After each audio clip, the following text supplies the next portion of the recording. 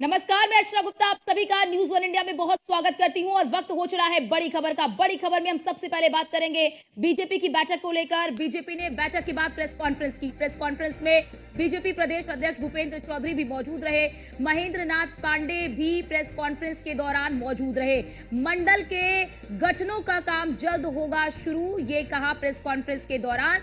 उन्होंने जानकारी दी कि यह जो बैठक हुई है वो बैठक किन मायनों में महत्वपूर्ण रही, बैठक में क्या क्या चर्चा हुई है, किन किन मुद्दों पर चर्चा हुई है, और बताया कि मंडल के गठनों को लेकर महत्वपूर्ण बैठक हुई है। बूथ को लेकर बीजेपी कार्यकर्ताओं को जिम्मेदारी सौंपी जाएगी। बीजेपी ने बैठक के बाद प्रेस कॉन्फ्रेंस की और इस प्रेस कॉन्फ्रेंस के दौरान प्रदेश अध्यक्ष भूपेंद्र चौधरी भी मौजूद रहे, साथ ही साथ महेंद्र नाथ पांडे भी मौजूद रहे। और प्रेस कॉन्फ्रेंस में बीजेपी प्रदेश अध्यक्ष को भी आप साफ तौर पर तस्वीरों में देख सकते हैं, महेंद्र नाथ पांडे भी मौजूद रहे। के 88,000 से अधिक बूथों पर प्राथमिक कमेटियां गठित की जा चुकी हैं और उल्लेखनीय बात इस बार है कि उन कमेटियों में महिलाओं को भी और सामाजिक वर्गों को, ओबीसी दलित समाज को भी पूर्ण अधिकारिक प्रतिनिधित्व दिया गया है। और साथ में अब इन बूथ कमेटियों को आपको बताते हुए प्रसन्नता हो रही है कि बहुत ही जीवंत और नियमित रूप से केवल चुनाव के दिन ही सक्रिय नहीं, निरंतर सक्रिय बनाए रखने के लिए इनमें हम दोनों जगह सरकारों में हैं, लाभार्थी प्रमुख और व्हाट्सएप ग्रुप प्रमुख और सामाजिक ऐसे प्रमुख, और इस तरह से पूरी टीमें बनाई गई हैं जो इन सब चीज़ों को संचालित करेंगी और नियमित रूप से जनसंवाद बनाए रखेंगी। और हमारे साथ हमारे संवाददाता एसके वाजपेयी हमारे साथ जुड़ चुके हैं। एसके, जरा इस बैठक के बारे में जानकारी दीजिए कि इस बैठक में क्या संगठन के चुनाव को लेकर चर्चा की गई है।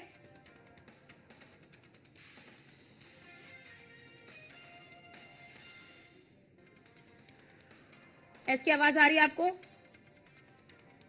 तो शायद उन तक आवाज नहीं पहुंच पा रही है, उनसे संपर्क स्थापित करने की कोशिश करेंगे। लेकिन साफ तौर पर ये जो बैठक है वो काफी ज्यादा महत्वपूर्ण रही और बैठक के बाद प्रेस कॉन्फ्रेंस के दौरान प्रदेश अध्यक्ष भूपेंद्र चौधरी ने जानकारी दी और साथ ही साथ महेंद्र नाथ पांडे भी इस दौरान मौजूद रहे। उन्होंने भी बताया कि आज की ये बैठक किन मायनों में महत्वपूर्ण रही और किस तरह से जो संगठन है उसको मजबूत करने के लिए किस तरह से काम किया जा रहा है। और हमारे साथ एक बार फिर से संवाददाता एसके वाजपेयी हमारे साथ जुड़ चुके हैं। एसके, आज की ये बैठक किन मायनों में महत्वपूर्ण रही, क्या क्या मुद्दे रहे इस बैठक में, क्या संगठन चुनाव को लेकर ये बैठक हुई है?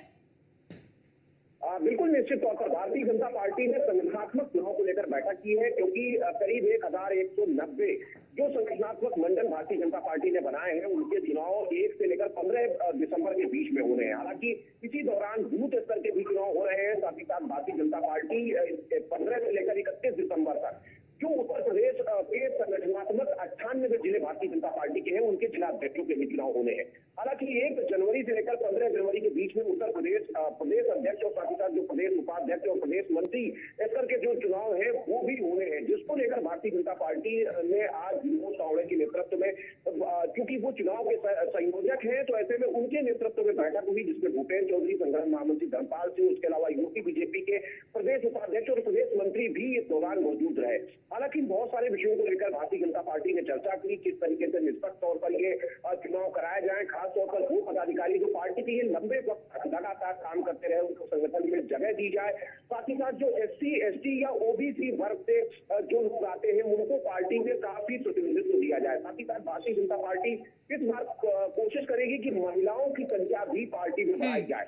उसके अलावा बड़े पैमाने पर जो संघ के पदाधिकारी हैं, जिसको लेकर संघ के साथ भी भारतीय जनता पार्टी की समन्वय बैठक हुई थी, तो संघ के पदाधिकारियों को भी भारतीय जनता पार्टी की इस बैठक में चर्चा हुई कि उनको भी पार्टी के अलग अलग संगठनात्मक दायित्वों में कहीं न कहीं इन्वॉल्व किया जाए, ताकि जो संघ और संगठन का समन्वय है वो कहीं न कहीं बढ़ सके। बहुत सारे विषयों को लेकर भारतीय जनता पार्टी ने चर्चा की, तारीखों को लेकर क्या ये माना जाए इसके कि अब जो संगठन तैयार किया जा रहा है, जो संगठन की मजबूती की जा रही है, सभी वर्गों के प्रतिनिधित्व को ध्यान में रखा जा रहा है, दरअसल ये 2027 के लिए हो रहा है?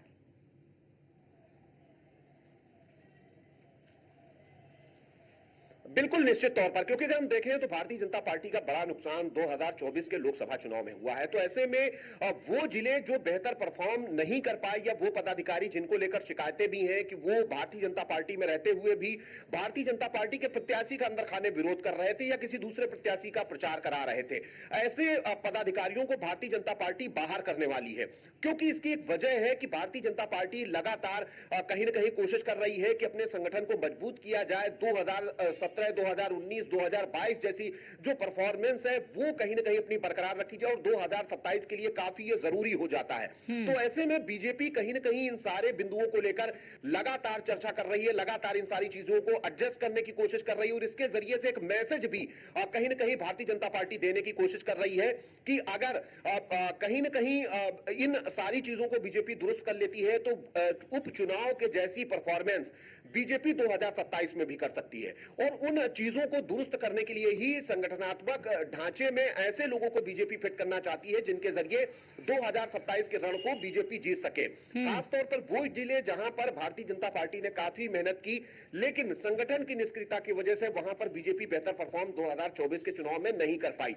उन कारणों को भी दुरुस्त कर रही है। बिल्कुल, और इसके हमने ये देखा कि हमने लोकसभा के चुनाव में खास तौर से ये देखा था कि पूर्वांचल से जहां से बीजेपी को काफी आस थी कि पूर्वांचल एक बड़ा तबका माना जाता है उत्तर प्रदेश का, ऐसे में उस क्षेत्र से उन्हें काफी नुकसान हुआ है। तो क्या माना जाए कि पहले जो विशेष फोकस होने वाला है वो इसी क्षेत्र में होने वाला है?